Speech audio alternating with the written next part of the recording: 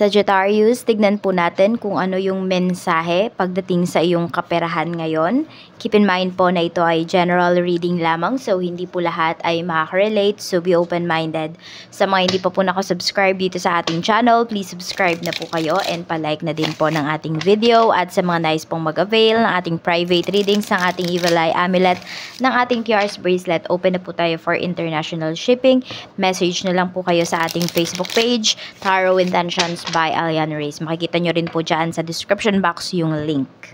Okay? At kung hindi po kayo makaresonate dito, try nyo pong tignan yung inyong Moon, Rising, and Venus sign. Kasi yung iba sa inyo, mas doon po kayo makaka-resonate. Tignan natin. Okay? So, I'm sending you positive energies pagdating sa inyong kaperahan. So, hindi ko lang mahanap yung lighter ko, kaya hindi ako mapagsindi ng insenso. Tignan natin past situations po. Spirit guide, ano ba yung past situations regarding sa kaperahan po ni Sagittarius? Tignan natin. We have 3 of Swords. Ayan. So, parang noon talaga may mga heartbreaks ka na pagdating sa kaperahan mo. So, pwedeng maraming mga sitwasyon or maraming mga pagkakataon, maraming mga nasayang, no, na kaperahan pagdating sa'yo, Sagittarius. Pwedeng ano to, dahil sa bad na pag-handle mo ng iyong finances. Tignan natin, okay? Ano pa yung nangyari, past situation, pagdating sa kaperahan mo. We have strength. Okay, ikaw pala kasi yung tipo ng tao na try ka ng try. Ayun, siguro there are times na, kunwari, nag-i-invest ka sa isang business, pero hindi mo siya pinag-aaralan. Yan. Or pwedeng hindi mo siya natututukan. Kaya ang nangyayari, pwedeng puro nalulugi ka dito. We have the world. Ayan. So, yung iba sa inyo, pwedeng, ayun, dahil sabihin natin, nag-work na kayo, nag-business na kayo, dito sa Pinas, hindi talaga siya umunlad. So, yun, pwede kasi na yung iba po sa inyo, Sagittarius, is pang ibang bansa talaga kayo. Or pwede rin naman kung feeling mo, hindi mo kaya sa ibang bansa, is hindi nyo pa lang po talaga nahahanap siguro yung para sa inyo talaga, yung business na para sa inyo, or yung trabaho na para sa inyo. Yes, some of us naman kasi is matagal talaga nating ma-figured out kung para saan ba talaga tayo. Ano ba yung purpose natin? So, tignan natin, okay, ano ba yung issues mo regarding finances before? Tignan natin, ano po yung issues ni Sagittarius pagdating sa kanyang kaperahan before, Spirit Guide. We have the Hierophant. So, pwedeng masyado kang nakikinig sa mga sinasabi ng iba. Sabihin natin, di ba, sabi ko nga, yung iba sa inyo dito, pwedeng nag-business na kayo, or alam nyo, yung pag naririnig nyo na, uy, eto yung maganda, eto yung trending ngayon. So, pwedeng tinatry nyo po yun without any knowledge, or konti lang yung knowledge ninyo dun sa bagay na yun. Pero, ayun, tinatry nyo kaagad. Tignan natin. Tapos ito pa, may mga mali kayong mga paniniwala in terms of your money. Isa din po talaga yun sa mga naging issues at naging weakness po ninyo.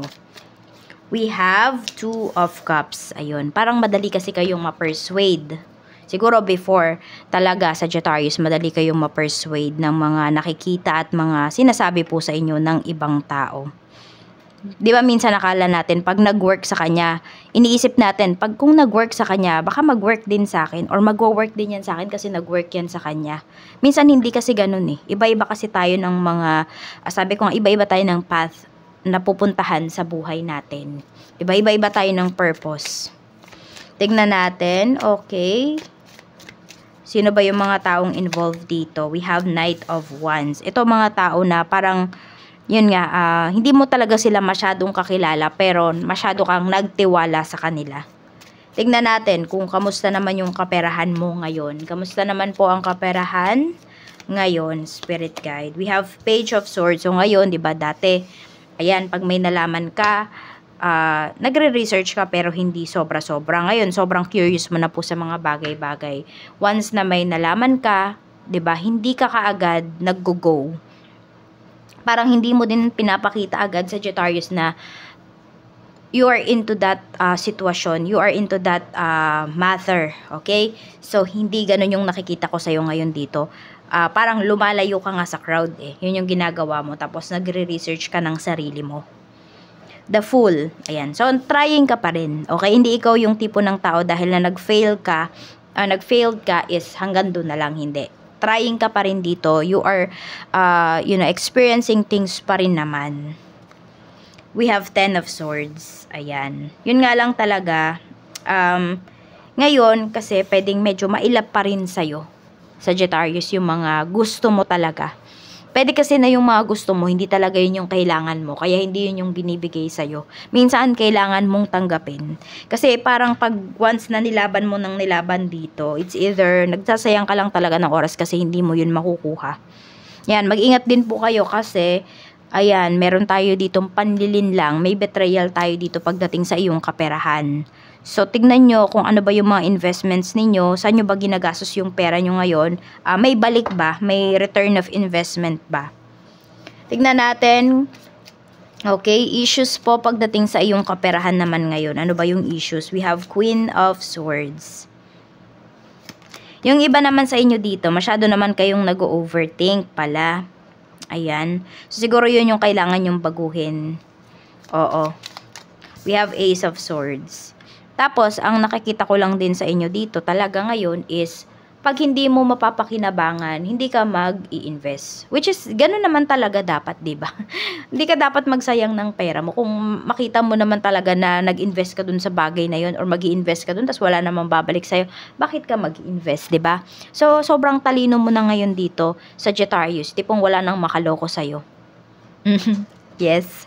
Tingnan natin. Pero ayan na, baka may makalusot pa rin. Kaya mag-iingat pa rin kayo.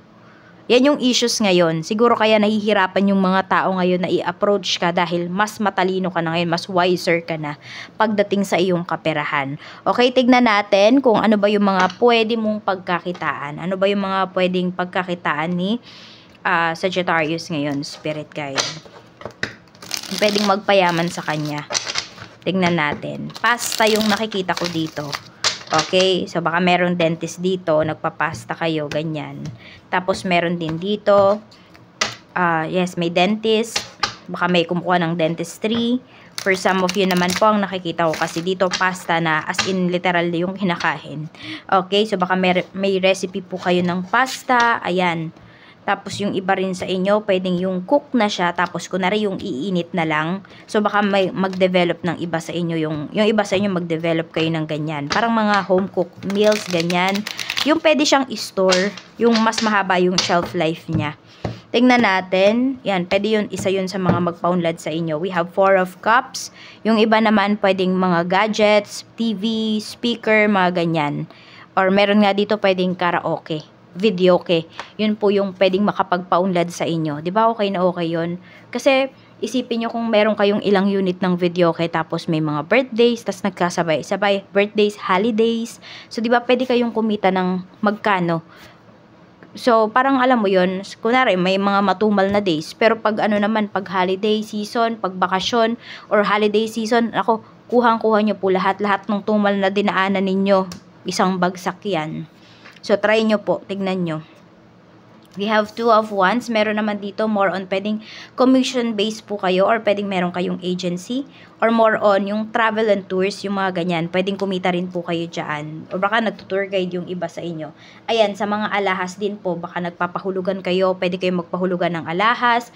Pwede kayong, ayan, basta more on sa alahas. Pwede rin ito maging ano ninyo, maging, ano yun, maging investment po ninyo. We have 2 of Swords. Gadgets talaga yung pinapakita dito. Mga computers, laptops, ayan po. So, yun. Pwedeng mag-repair yung iba sa inyo. Pwede rin magbenta kayo. Tignan natin. Ano pa yung mensahe? Spirit Guide. Okay. Pili ka. Tignan natin kung saan ka ba mas uunlad. Ay, hindi. Not mas mag-uunlad. Kung hindi, saan ka ba? Pang business ka ba or pang work ka? Pili ka pile 1 or pile number 2. Tignan natin kung pang business ka ba or pang work. Totoo naman yun eh. Minsan hindi natin kailangang ipilit. Oo, kasi mayroon talaga pang trabaho. Mayroon namang mga tao na pang business talaga. Yung tipong nga kahit 100 times mo nang pinag-aralan yan. Meron nga 'di ba yung kunwari yung nagte-take ng exam, mga board exam, bar exam, yung tipong nakailang take na kasi baka hindi talaga para sa inyo. Baka sa ibang path kayo dinadala. We have 6 of Swords para sa pumili ng pile 1. Di ko yata kayo napamili. Pile 2, we have the Chariot. Okay, sa pumili ng pile number 1, mas okay po sa business. Ay, no, not sa business. Kung hindi, sa work. Ayan po, sa work. And sinasabi na dito ng pangmalayuan yan o pang ibang bansa. At sa pumili ng pile 2 naman is pang business po. Ayan, kayang-kaya nyo talaga. So, kung nasa business industry na kayo, ilaban nyo talaga yung inyong business. Kasi, ayun, once na makachamba talaga, no? Pag meron kayong nakitang opportunity, malaking opportunity, i-grab nyo po yun. Yun yung pwedeng magpaunlad lalo sa business po ninyo. Tingnan natin, okay. Ano naman yung iyong strength? Ano yung strength mo pagdating sa kaperahan? 9 of Wands. Ngayon, iniingatan mo na talaga yung pera mo. Sabi ko nga, di ba, parang sobrang talino nyo na talaga dito. Napaka-wise nyo na po. Hindi na kayo maloloko ng iba. Pero, ingat lang din talaga ha, dahil meron tayong 10 of Swords dito. Baka naman may makalusot. We have Ace of Cups. Tsaka minamahal mo na din yung pera mo. Hindi sinasamba ha, kung hindi minamahal mo na. Dati kasi, pwedeng yes, kumikita ka, maganda yung kita mo, pero hindi mo na-appreciate. Or sobrang na-appreciate mo na binibigay mo na lang sa iba. 'Di ba? Na tinutulong mo siya sa iba. Oo, yung parang halos kabuuan ng iyong kinikita. So ngayon, iniingatan mo na yung pera mo, minamahal mo na din siya. Tingnan natin ano pa yung mensahe. Ikaw na yung kumokontrol sa pera mo ngayon, Sagittarius. Tingnan natin ano pa yung mensahe. Sino ba yung mga taong dapat mong pagkatiwalaan? Mayroon ba bukod sa iyong sarili? We have 4 of Wands. Ayan, family mo naman yung lumalabas dito. Hindi siguro lahat ng family members, pero ayan, nasa family members mo lang yung dapat mong pagkatiwalaan pagdating sa iyong pera. Okay, 6 of Pentacles. So, nakikita ko naman dito, give and take. Okay, iwas ka dun sa mga family members or sa mga relatives mo na ikaw lang yung laging nagbibigay sa kanila. Pero yan, may mga family members ka rin naman dito, relatives na give and take kayo. So, yun po yung mga pagkatiwalaan mo. Yung hindi lang kubra ng kubra sa'yo. Tignan natin, okay? Kamusta ba yung trabaho mo noon? Kamusta yung trabaho mo noon? We have 10 of Pentacles. Ayan po, maganda naman yung kita ninyo talaga. Before, tignan natin.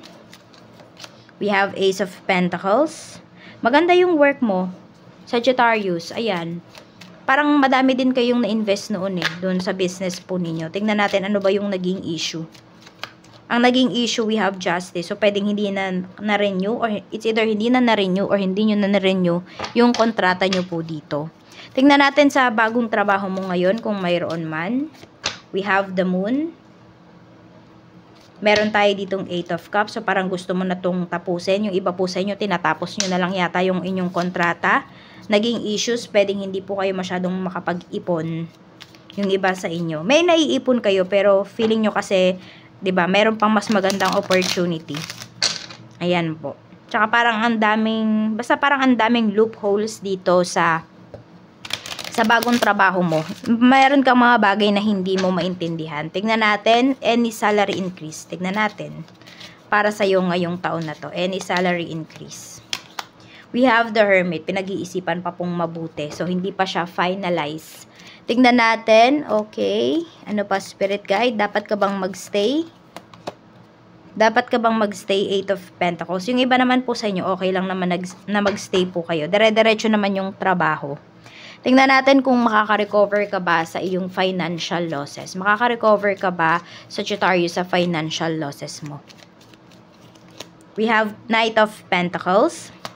We have 10 of Cups. Yes, makaka-recover po kayo, pero ibang linya na, ibang, sabihin natin, ibang ways na yung kailangan yung puntahan, yung kailangan yung daanan para kayo ay makarecover. Pero yes na yes naman po, makaka-recover kayo. At kung nag-loan naman po kayo, ma-approve ba? Kung nag-loan po kayo, ma-approve ba yung loan? King of Cups, the Hanged One, may delay lang. Tignan natin yung last card mo. We have Temperance. Medyo maghihintay ka lang, pero ma-approve naman siya. Mas malaki po yung chance na ma-approve kesa hindi. Okay, tingnan natin kung saan ka ba uunlad. Meron ako nasabi dito kanina sa part na to. Pero tingnan natin, pile 1 or pile number 2. Pili po kayo. Tingnan natin kung sa Pinas ba kayo or sa ibang bansa kayo uunlad. Si pile 1. Ito naman yung kay pile 2. Yan. Okay. Pile 1, 5 of Cups. Yung iba po sa inyo kung nasaan kayo ngayon, pwedeng hindi talaga kayo dyan uunlad.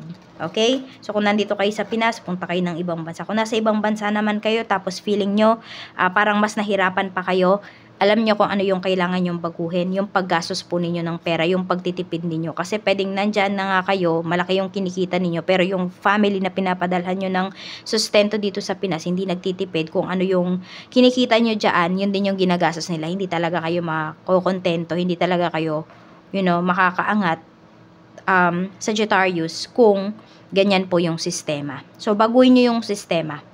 Okay? Yan. Pero yung iba sa inyo, kung nasaan kayo ngayon, pwedeng may regrets po kayo. Pwedeng may mga pinakawalan kasi kayong opportunity dito. Yan. So, kailangan walang regrets. Kahit nasaan man po kayo. 6 of Cups. Okay, yung iba naman sa inyo, parang gusto nyong bumalik. Okay. Yung iba, kasi 6 of Cups parang, it's either, for some of you naman, pwedeng kung gusto nung bata kayo, gusto nyo makapunta ng abroad, so pwedeng sa abroad. Pero yung iba sa inyo, kung nandyan na kayo sa abroad, is parang gusto nyo namang umuwi. Yun yung nakikita ko dito. So, parang same energy lang to Kung nasaan kayo ngayon at hindi kayo masaya, okay, tingnan ninyo, ano ba yung mga gagawin ninyo, ano ba yung plano ninyo, magpo-for good na ba kayo dito sa Pinas, or the other way around, or dyan ba kayo magstay, dyan ba kayo magsettle sa ibang bansa. Basta hanapin nyo kung saan kayo magiging masaya at hindi po kayo magsisisi. Mahirap mabuhay na puno tayo ng pagsisisi. Tignan natin, okay? Kung maglo-loan ka, no? Tama ba? Ano na natin yun, no? Tignan natin yung mga blessings na paparating pagdating sa life mo. Mga blessings po na paparating, spirit guide, pagdating sa life ni Sagittarius. Mayroon tayo ditong animal. So, pwedeng meron bang nakakaranas dito ng depression. Nalulungkot po ba kayo? So, pwedeng ang kasama nyo lang talaga ngayon is yung inyong pets. Ayan. So, pwedeng may pet kayo dito na tinuturing po ninyong mga anak. We have award. Okay.